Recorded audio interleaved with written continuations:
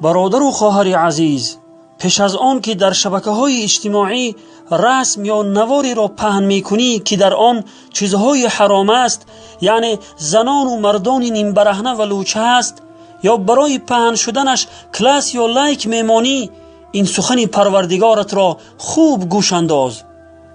و اگر گوش نمی اندازی و این کار ناروای خود را دوام می دهی و در بین مؤمنان فحشا و بی‌حیایی را پهن می کنی، پس انتظار عذاب پروردگارت باش.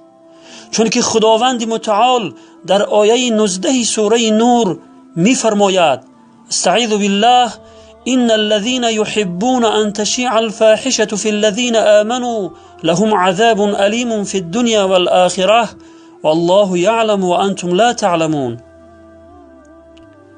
یعنی بیگمان کسانی که دوست دارند زشتی ها یعنی فحشا و بی‌حیایی در بین مؤمنان پهن شود، برای آنها در دنیا و آخرت عذاب دردناکی است و خداوند می‌داند، شما نمی‌دانید.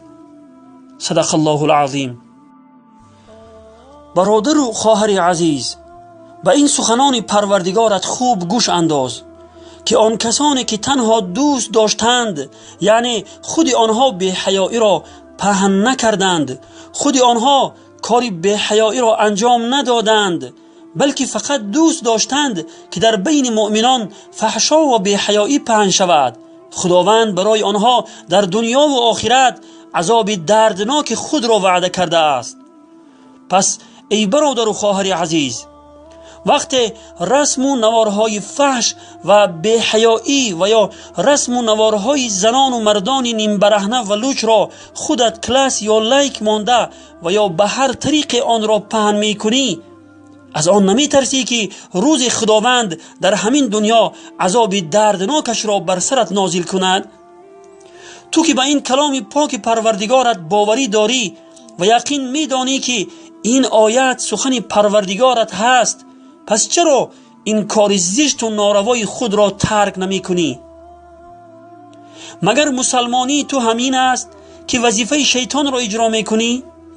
آیا می دانی که با یک پخش کردن کلاس یا لایک باز چندین برادران و خواهرانت را به گناه می کشانی؟ با این کار خود از معاونان شیطان می شوی و تنها او را خشنود می کنی.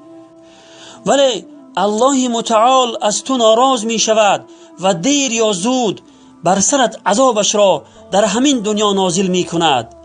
پس از این کار ناروای خود بپرهیز و آخرت خود را برباد نده. و آخر دعوانا ان الحمد لله رب العالمین و السلام علی من اتبع الهدى. كتاب الله دستوري كتاب الله دستوري وخير الخلق أسوتنا بسنته جلا نوري لهدي الحق أرشدنا كتاب الله دستوري وخير الخلق أسوتنا بسنته جلا نوري لهدي